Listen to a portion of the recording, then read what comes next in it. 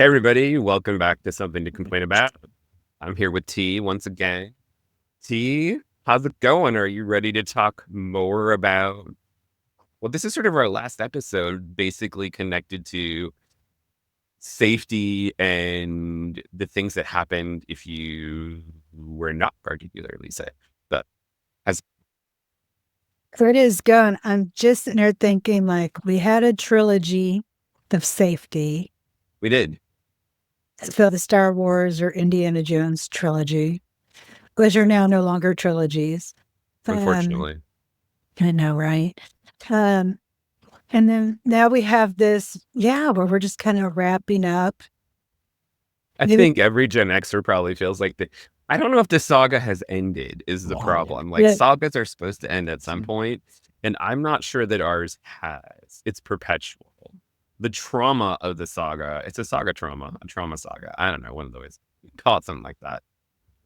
The question here is what happened if you did get hurt, right? Like, that's what we want to talk about a little bit today, because I think everybody had kind of an interesting experience with what happened if something happened, right? How your parents dealt with it, the adults around you might have dealt with it. That's what we want to talk about. the first thing that comes to mind, very little to no sympathy. Oh, yeah. What's that? I don't know. It was more like, okay, are you dying? All right, fine. You'll be fine. It'll be If, fine. if You're it good. was Don't worry about it. acknowledged, I mean, how many times Looks fine to me. how many times for you, something would happen, you'd get hurt, your mom would be on the phone, and if you got the attention, it would be a be quiet or shut up instead of, We'll talk you about it know, later. why are you bleeding all over the place? Just, or what, or, so, oh my God, what's going on? Why are you crying? Why are you screaming? So yeah, the first thing was really that lack of sympathy when acknowledged, and then that very tough, brusque look over and getting the, oh, you'll live, walk it off, quit crying, toughen up, Don't be a baby. don't be a baby, and minimizing whatever was going on. Right. And as I think about this, and I think of times when I was growing up, like I broke my foot one time when I was a senior in high school, and I walked around on a broken foot for 3 days because my mom didn't believe that I was in the level of pain that I was in. Sounds about right. And I also had tonsillitis 17 times in high school. So we 17 times. 17 times. So, I mean, Wow. I knew what the symptoms were, but, Right. and I don't know if you've ever had tonsillitis. It is painful. It is. And it could close off your airway, but hey, whatever. Of You're course, you still know the breathing. story. It took me 38 years to be diagnosed with asthma because growing up, when I couldn't run and I would be collapsing and gasping for air and doubled over, and being told, that I was a wimp and things like that. Yeah. Not a whole lot. There was no sympathy. Or when I got migraines, because I started getting migraines as a child. Yeah. So, and most maybe getting a Tylenol, but otherwise, yeah. So there was a TikTok I think we shared. It was Welcome to the Gen X Playground, which I think is roughly what we'll probably title this anyway. And it goes a little bit like this. It's pretty short. In case of injury, stop crying, walk it off, blow on it, rub some dirt on it. You're fine. No one really cares. Yeah. My T's mom used to say, "You've still got two legs and a heartbeat. What's the problem?" Right. Yeah. That's pretty much the way this way. You didn't get a lot of reaction to the fact that you were injured unless it was actually bad. Did you break something? Okay, we'll go get you a cast. If you weren't actively bleeding and it wasn't obviously bad, Mhm. you got toughen up. And this was horrible, but it would have not happened to you, but I'm sure it happened to your brother and it would happen to us. They would say, don't be a little girl. Oh, You're crying like a little girl, right? And it was kind of like, I don't know. My girl cousins were some of the toughest women I knew, or toughest girls I knew. So that never really made much sense to me. But that was also a thing you'd hear. You'd hear it from your coaches. You'd hear it from teachers in school, like, don't cry like a little girl. So there was I heard that infantilization. And then also, obviously, there's a nice little dollop of sexism thrown in there because that's how we grew up. there is, and like I was always, because I was a crier until it got, you know, figuratively beaten out of me. But it was, OT, you're always such a crybaby. You're such a whiner. First of all, I had a lot to cry and whine about. Nobody chooses to acknowledge it. But then I would just start crying harder. Right. You know, I was sitting here thinking, I took my two dogs in to get their nails done at the Yeah. vets. And we won't talk about Mia choosing violence in this episode.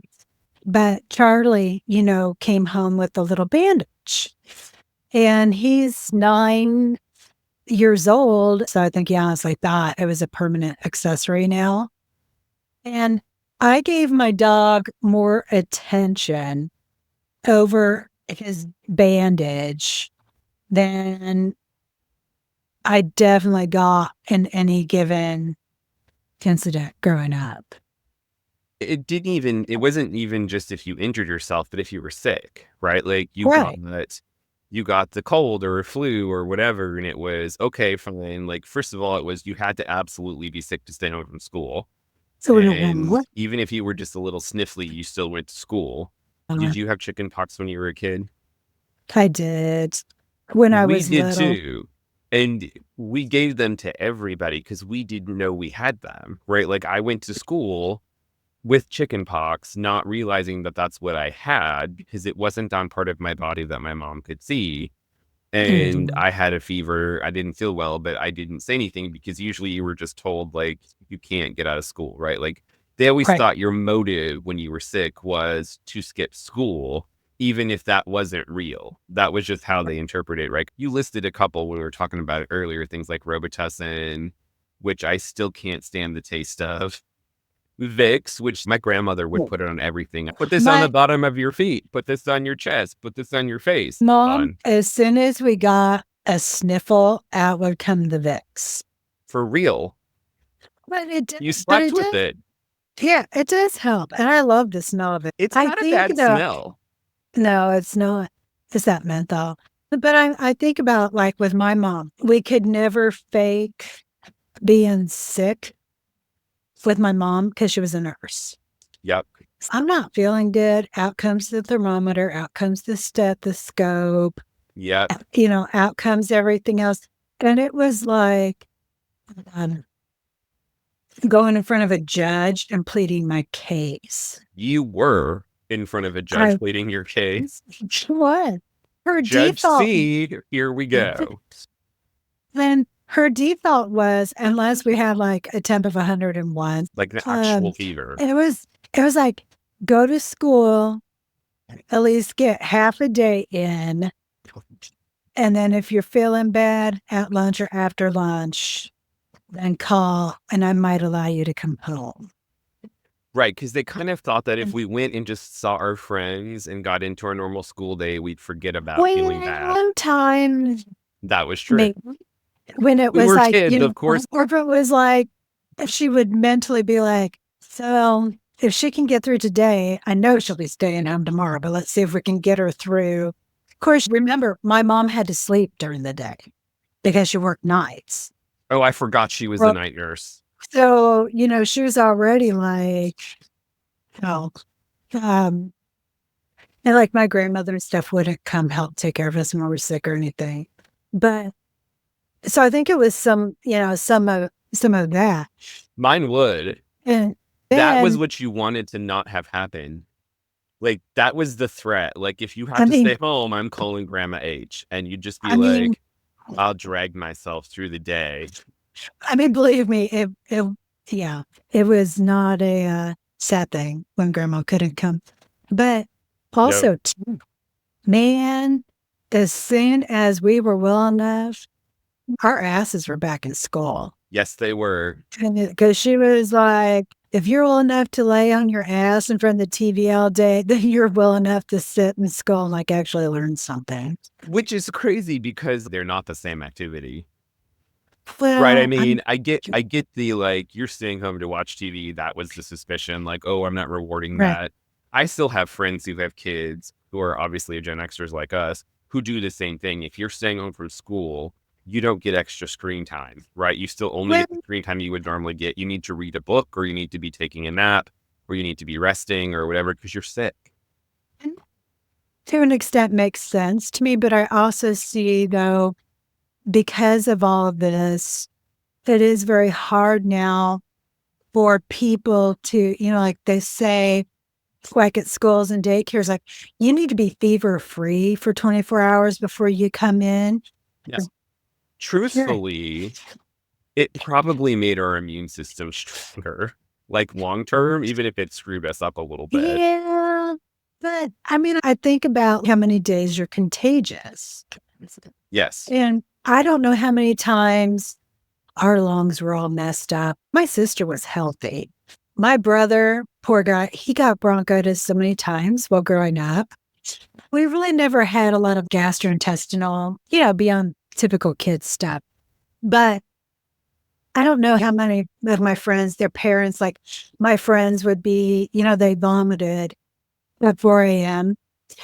And the parent goes, oh, well, you've kept stuff down for 4. You should be So good. off to school with you. And then they puke everywhere first period or during lunch.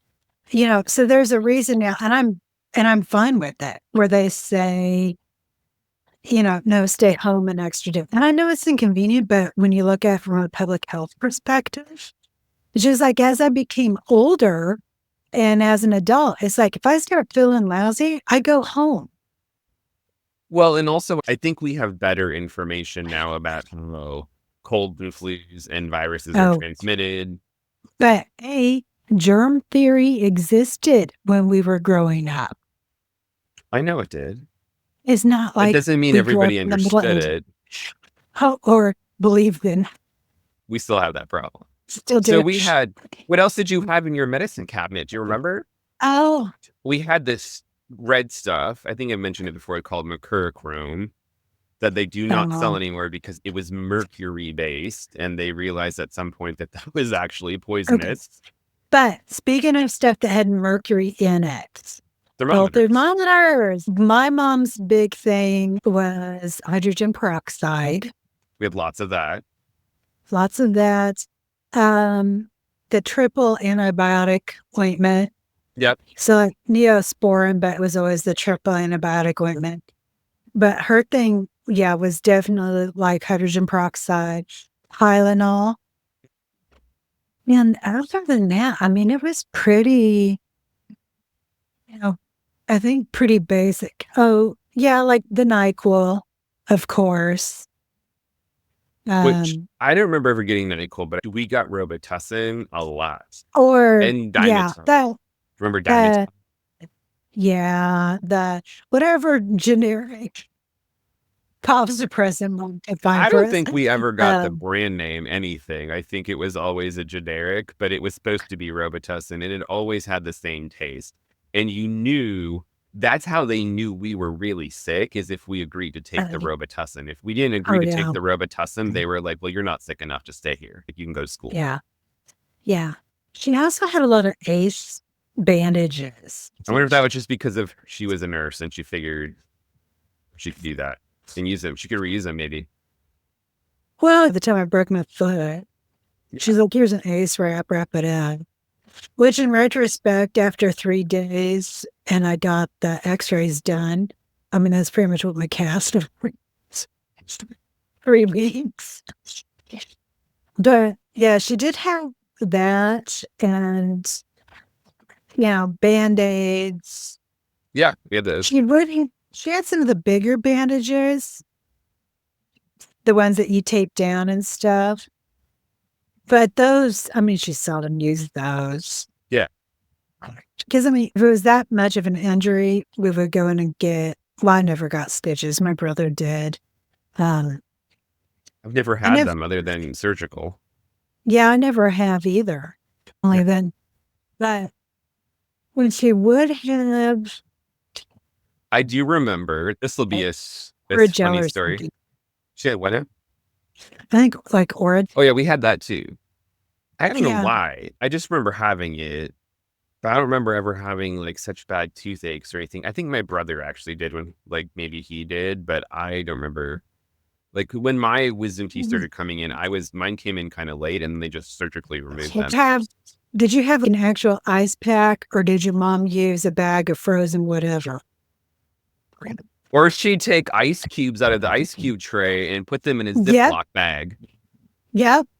Right? Yep. Or even a grocery bag and tie a knot in it. And then you'd put a towel between your face and the Ziploc.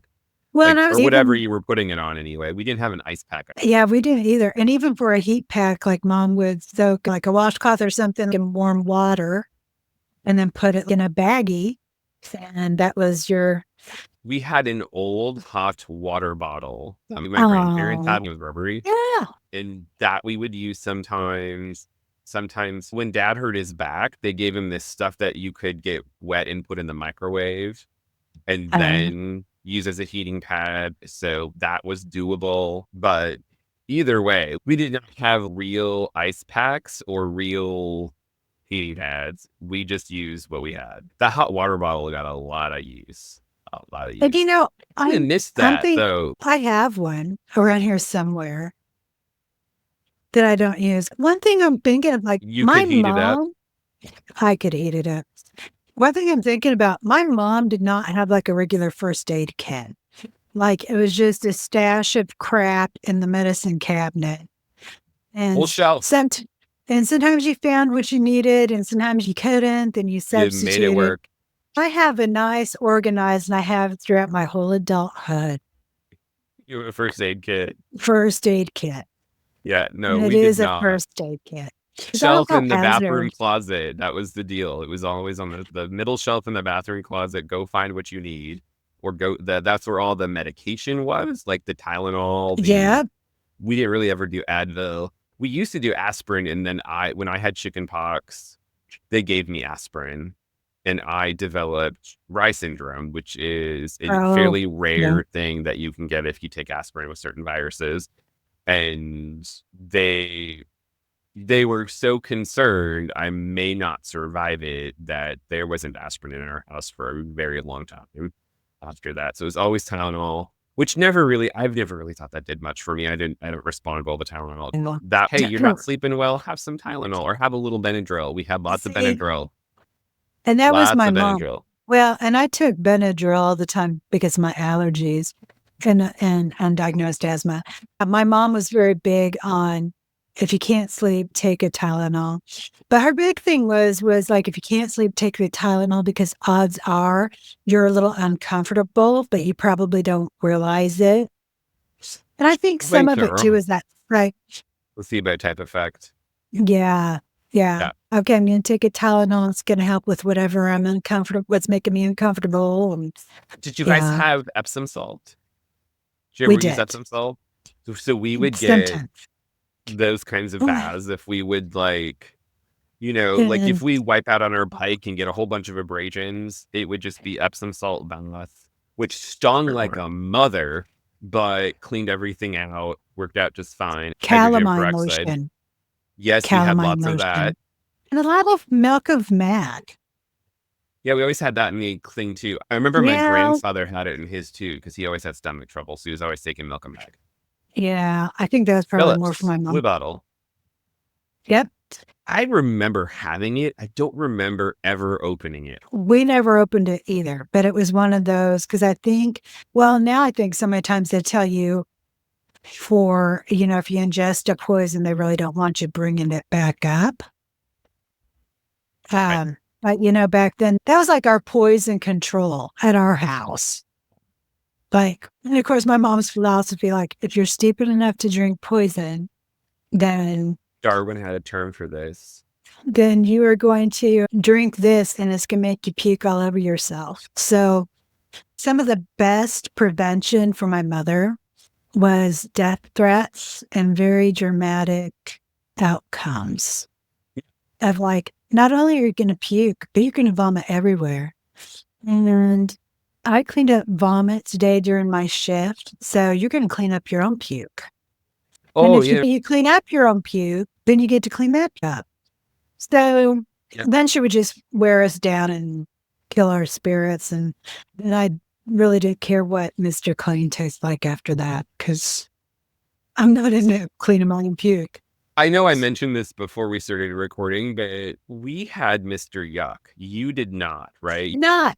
So I think this is weird because I thought this was a nationwide thing. And when I look it up, it actually says it was nationwide. So I don't know why Kansas skipped out on this, but like they sent you to prisons for field trips. So like anything is possible. But like I asked my tea on break, did you have Mr. Yuck? And he was like, what's that? So like they didn't have it where he was either. So I don't know, Okay. but like So that was tell supposed to me, be our sign.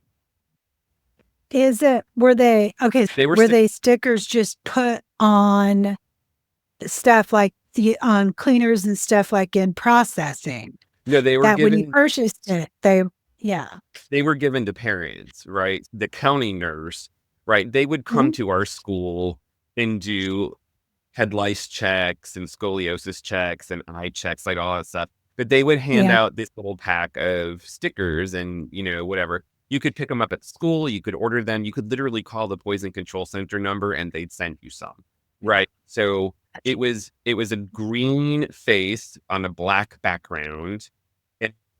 It was just Mr. Yuck, Y-U-K. Mr. Yuck says stay away is usually what it said on it.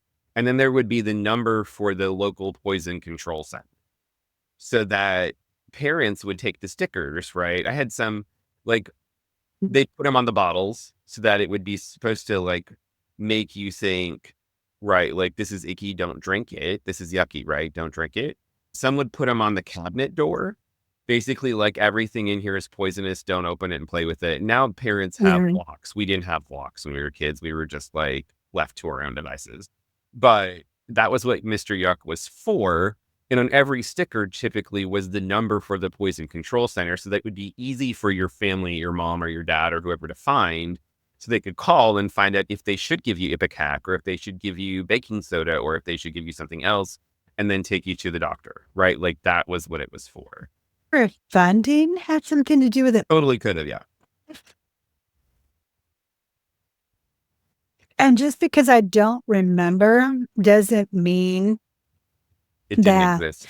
I'm thinking like if the impetus was on, first of all, on the kid to bring that stuff home from school, well, forget about it. When I was young, if I got a sticker, I didn't care what it was.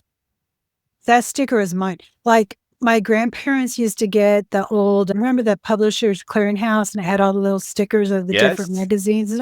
Okay, the stickers were mine. I had sticker books full of publishers. Okay, so any sticker I ever received was going to go right into the sticker book. Sure. And if I had 25 of the same thing, all the better. The other thing is I can imagine bringing them home and showing them to my mom and my mom going, I know what's poisonous, and I've taught you dummies what is poisonous in the house. And we all agreed what will go down if you're stupid enough to drink said poison. Right. Right? Because at the root of it all, none of us ever did drink poison or attempt to, was because we didn't want to have to explain to our mother what we did. And we knew that if we drank something like some cleaner or something and we got sick, then we'd have to tell her what we did. And then we would catch hell.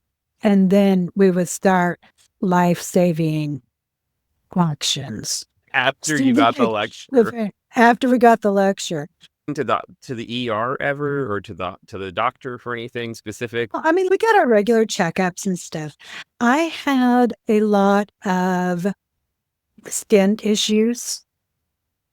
And so I remember going to specialists in different areas and stuff like that. Mom was very good at that. And we did end up in the ER after a car accident. My brother broke his arm when I sprained my ankle. So it wasn't like if it was anything truly medical, that wasn't withheld from us. Right. But it also was very, some of this I think came from my mom being in the healthcare profession, where she saw so much that she did care, but it was just like kid with a skin knee after you took part in a code or worked overnight dealing with the results of a car accident. It's just whatever, kid. Right. Have the hydrogen peroxide. Like, I'm folding body parts together at 3 a.m. And now you're carrying on with a little finger cut.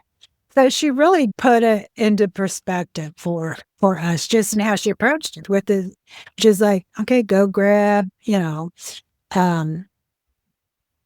there we parents were not medical, so it was a little bit, I mean, my mom was not particularly good with blood, so that was its own kind of crap show. Like we were messing with some tire rims. I don't remember why. I was probably 12, 13 maybe. Oh no. And did you cut yourself? I cut the palm of my hand with this rusty tire rim, right? Oh, nice. And I was bleeding so bad.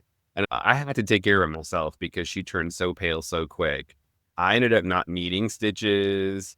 But it was a lot of times like you get cut or you'd get hurt or whatever. And the first thing I'd hear would be, well, you got your tetanus shot, right? You should be fine, right? You're going to be all right. The one time I did go to the emergency room, 2 times I went to the emergency room while I was growing up. The one time it was very young. We were just before kindergarten, and my neighbor, who's my best friend, we were playing in our sandbox, and we must have gotten mad at each other because we started throwing sand at each other, and we got it in our eyes. And our mothers were both freaked out. They took us to the emergency room together because they knew we needed to have our eyes flushed, and that if we weren't careful, we could permanently damage. They were afraid we would damage our vision. And we were 5, right? So whatever. And the second time I went was in high school. I got a bloody nose. And I was sitting in class, and my nose just started bleeding. It was very dry. It's actually probably this time of year. And finally the teacher was like, you better go to the office. I went to the office. They sent me home. My dad actually came to get me, and then he took me to the emergency room because it still wouldn't stop. It was a couple hours. It would stop for a few minutes and then bleed again. And I was starting to feel like nauseated because I think I was losing enough blood. And I remember he took me over, and the doctor was like, okay. They packed my nose with liquid cocaine. Oh, yeah. Which I didn't know was a thing. And he's like, you're not going to sleep very well tonight, but this will stop the bleeding for now. And that was that. Like, I did not sleep that night. It happened with T's oldest when she was about 5 or 6. She injured her nose. And so, they gave her, because she's like, they gave my baby cocaine. Yeah, it was, like, my dad laughed so hard. Tea. He was like, he kept, I don't know if he remembers this anymore, because it was like 1993-ish, probably. I could drive at that point. So I couldn't drive because my nose was bleeding, but like I had my license. And I remember him telling this story for years about how I was obviously very tired and whatever on the way to the hospital. On the way home, I wouldn't shut up. Right? Like I was a little chatterbox. Like I was high, I'm sure, right? Like I had enough. They packed both my nostrils with liquid cocaine on little cotton balls. And then the doctor didn't even come to the hospital. That was the funny part, right? They admitted me to the emergency room. The doctor told the nurse what to do. The nurse did it. And he said, have him see me the next day. And because he was going to be, because right, there was one hospital and there were 5 satellite clinics in this 60-mile radius, and they would just travel, right? One of the doctors from the hospital would travel to a clinic twice a week and see people. And he's like, I'm going to be in that, town next to his tomorrow. Just have him come to the clinic and I'll cauterize. And so I drove myself the next morning to the clinic and they cauterized the blood vessels and that was it. But those are the only 2 times I was in the emergency room growing up, was the sand and the cocaine. The cocaine was way more fun than the sand. Well, yeah, because you don't want cocaine in your eyes either. Yeah, that would be bad. It's always a good cocaine. But one thing I'm thinking about that but my so grandmother... was a nosebleed. You got some of the benefits. One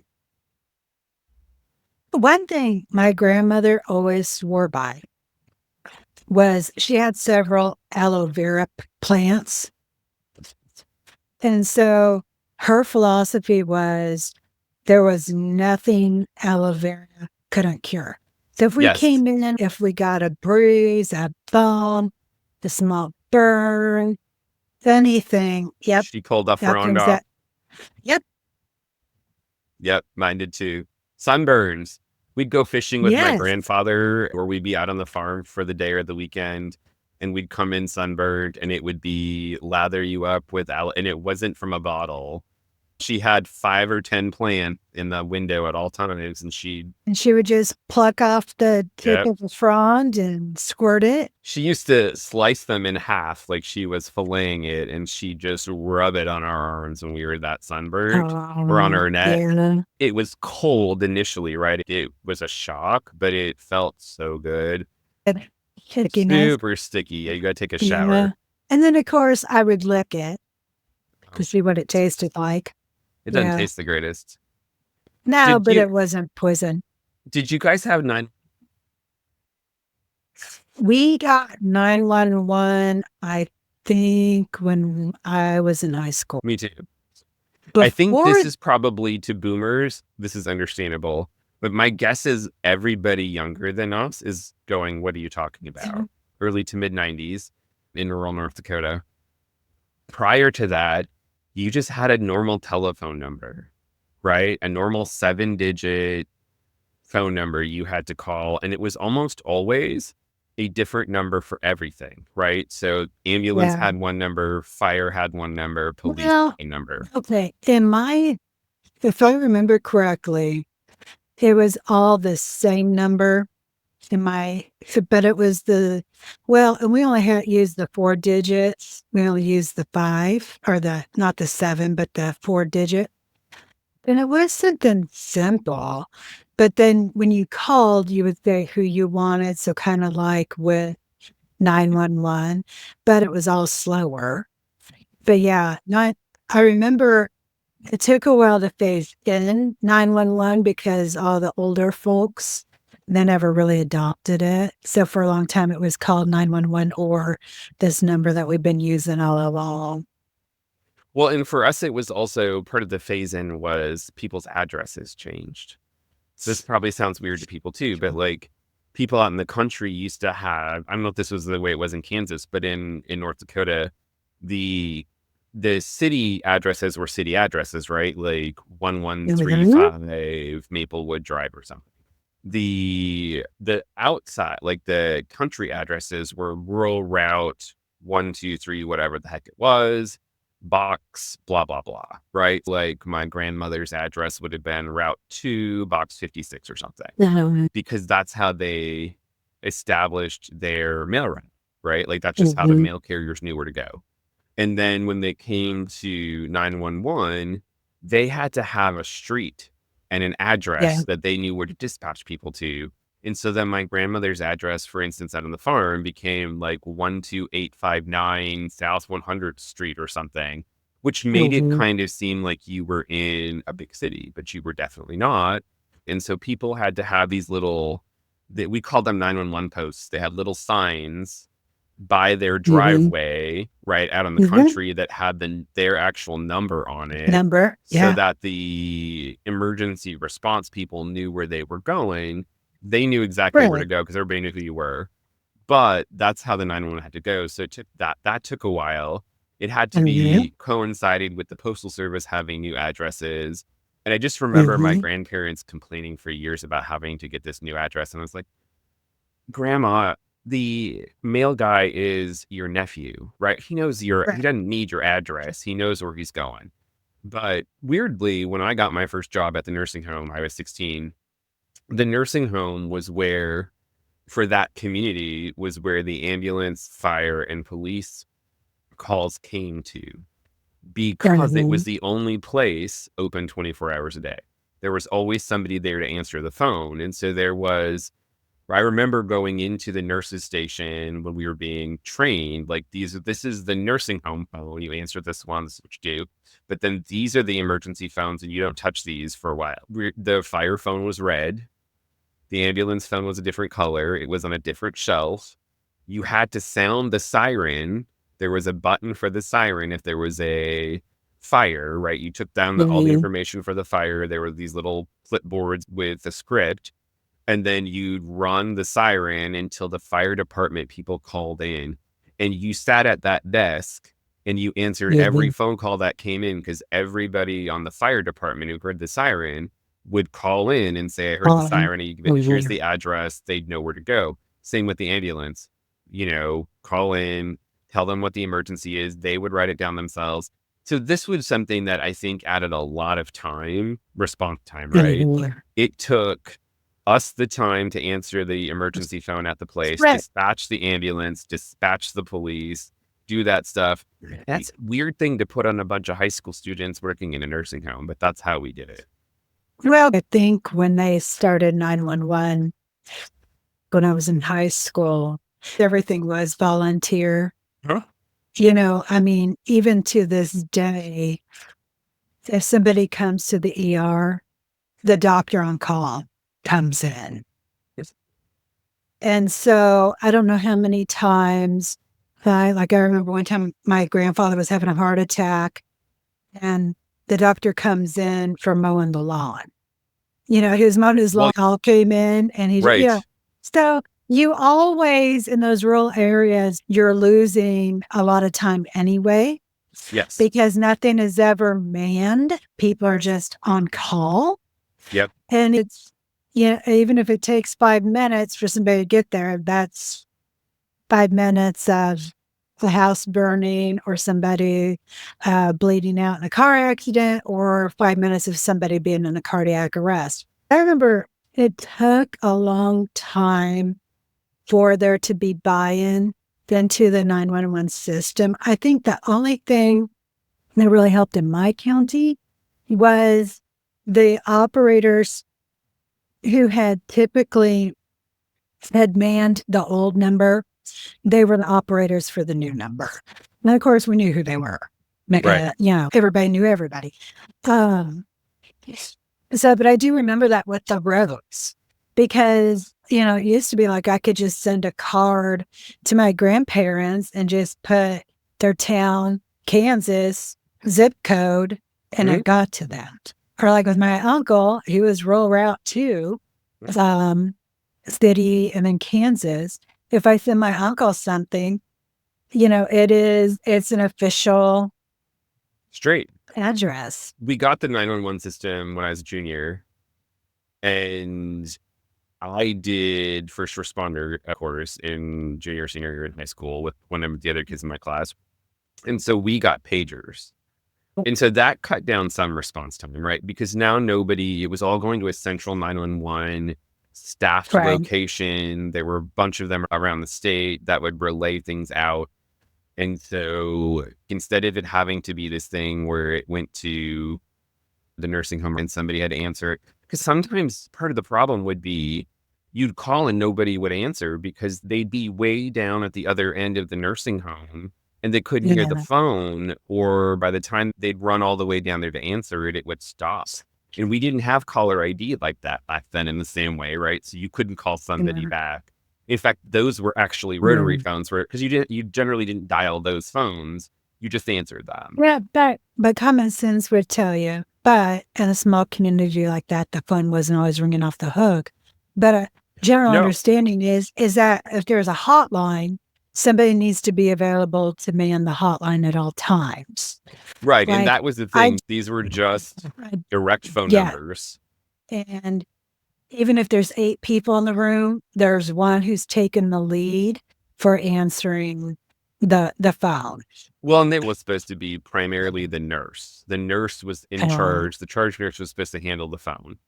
But if the charge nurse wasn't available, then it was supposed to be whoever was closest, grab it, take the information, do what you need yeah. to do until the nurse can get there. And so you had a lot of this buffer built in where it just took longer for people to get toned out.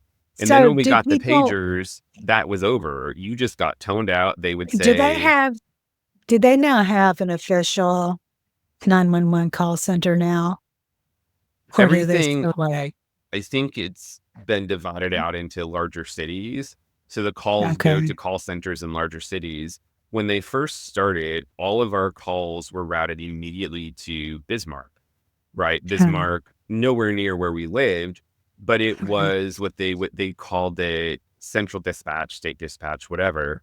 And then they could tone out they had the pager in, right? They knew exactly which pagers to touch.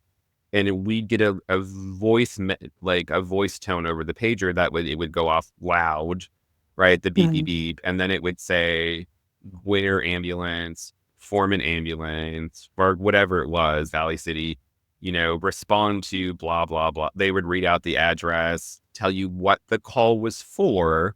And then Mm, we would have typically, the goal was to have the rig out the door in less than 10 minutes, which meant everybody had to get there as fast as possible and then go to the scene. If 2 people show up, basically what it was is and if you were on call and you were closer to the scene of whatever was being called in, you went there and then somebody met yeah. you there with the ambulance. That way you were not wasting time. But it did cut down response times by a fair amount. We were usually able to get out within 5 minutes because most of us So lived close enough we could get there that fast. there's some other things that like when we were kids that you want to add to to our conversation. I mean, that's the last thing I had when we were kids. We did not have the option of going in 911, right? Like they would have taken Right. us to the hospital themselves unless they couldn't move us. Well, but when I was growing up, we still had access to an ambulance. You just called the Yeah, number and the ambulance would come get you. we did, but the Or nearest like, ambulances to us were at least 15 miles away. So by the time you got the ambulance to you, if you could go yourself, you went yourself. I think that's how it was with my grandparents. I think even with our car accident and stuff, one benefit of not having, I mean, we didn't have 911, but people also, at least in my county, if you had a CB, Yes. you could get on the emergency channel and then you could talk to the police, the fire department, um, the ambulance, the hospital, and anybody else who was on On. Citizens Band at that time. Oh, wow. Yeah, the hunters, when they found us and helped us out, they called in. So, but even with 911, there were times where my grandparents who lived 11 miles out of town, one would just chuck the other one in the car Yep. and go 90 miles into town because that was faster than, yeah, that was pre and post 911. But in some ways, I mean, I think, especially thinking about that transition during that time, because, before that, you could call, you could use a CB, two-way radio, whatever. So, but yeah, I remember that. That's how they called us in that there was an accident. So I kind of miss CBs, Okay. kind of like I miss police scanners because you can get all kinds of information all at once. You can get all That's the dirt. that's what the retired neighbors did. They'd sit and listen to that police scanner all day long, police and fire. And as soon as something would happen, they would call my mom and be like, guess what? And my poor mom would just be like, I'm making dinner. But described in a small community. You hear sirens And you want to know what's going on because Of odds course you are do. you know who took me a long time after moving to the city to be like to kind of drown out any The siren, but the emergency or vehicles, they're everywhere. but there's still a part of me that's like, ew, I wonder where they're going. Because It's I'm nosy that way. it's kind of funny. Like when my parents come here to visit, unless the emergency vehicle itself is driving down the street in front of our apartment, we don't really even You don't pay notice. It's constant. And so, like this last time they were here to visit, my mom said one night, it's been really quiet. Like I haven't heard hardly any sirens. That just seems weird because usually when we come, they're constant. And I'm like, and it's the holidays. Maybe people are taking a break. I don't know, but we're yeah. kind of there are 4 retirement homes within 2 blocks of us in each direction, literally in each Oh, wow. direction. And so it's very common for there to be emergency traffic almost all the time. So like that's a different deal. But like growing up, the siren for the Yeah, town was on the it was a big building deal. across the street from us. So when the Mhm. fire call would come in and they'd run the siren, it would wake us up. And of course you want to know because some of the fire people lived near you and they get in their little trucks and go tearing down the road and you'd be Well, like, who's and got you the know fire? yeah, then you know everybody.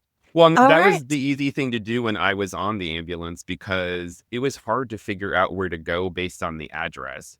So when they'd say the name of the person, Yeah. then we would just know, oh, okay, 4 Well, miles out and 2 miles south and you're there, right? Rather than like, where's 129956? and that was a huge issue.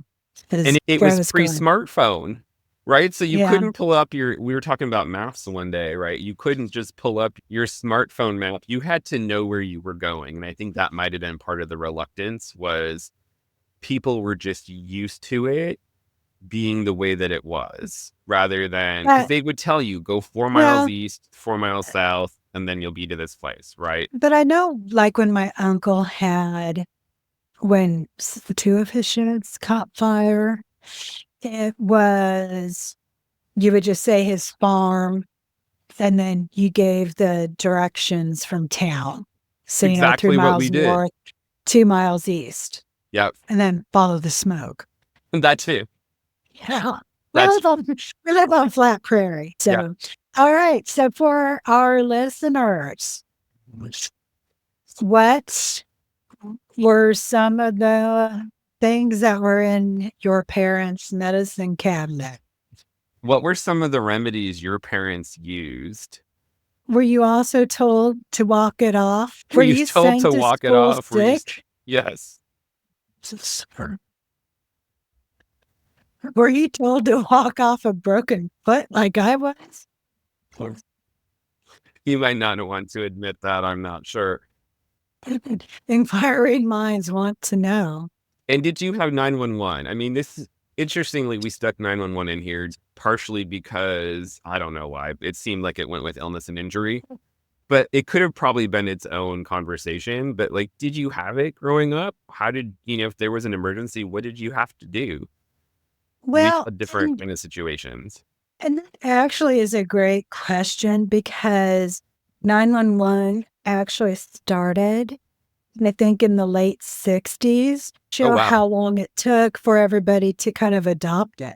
So it'd be interesting to know what were your emergency numbers growing up? Do you remember when things transferred over to 911 and what were some of the issues? So, like, we have a lot of homework for our viewers and our Apparently. listeners But also, today. if you're going to tell us about 911, you also got to tell us where you were because that's helpful, right? Like, don't just tell us 911 started in 1990 for you, but tell us you lived in X town or X state, rural, whatever, because that way we have kind of an idea of how it was spreading across the country, maybe. Because I know in Oh, North good Dakota, God. it was late 90s or mid 90s that most of us rural areas got it. Spreading across the country like chicken pox at parties. Did your parents take you to a chicken pox party? Mine did not intentionally, but it was. Like, we went to a Um, girl's birthday party and she added and my, didn't tell anybody. mine did intentionally, and I didn't get chicken pox the first time around. Wow. I Yeah, mean, no. it is way easier as a kid to handle and get over, but it is strange to me that people still do it. Like they take their kids to intentionally get, because we have chickenpox vaccines now, right? Like we did But not yeah, those. no, I spent about 2 weeks with my cousin Jay. They even bathed us together. I And mean, they like, probably and there's put calamine photos. all over you Yeah. because the little pox would So itch. I know, like, when they were trying to expose me and get her chicken pox, we were in the same tub together and everything was nuts. Um, so yeah. They Well, tried really we'll hard to get you revisit that infected. sometime. But have you ever heard the term postnatal abortion? I think Yeah. they were trying, just nobody had the cojones to actually Isn't that basically the story of our entire childhood anyway? set out. Anyway, Let us know. just All let right. us know. We're carrying on. It was lots of fun traveling down this memory lane. We're done with our safety saga for right now. We may come back to it down the road. Who knows? But be sure to throw us some comments, like and subscribe, share with your friends, get them to like and subscribe. And as always, check back next week for something else to complain about. T, it's been fun. Oh, yes. Everyone be sure to listen to us next week when we celebrate a milestone birthday for Gen X. Our first and oldest Gen Xers are turning 60 this year. We will see you all next time. Bye, everyone.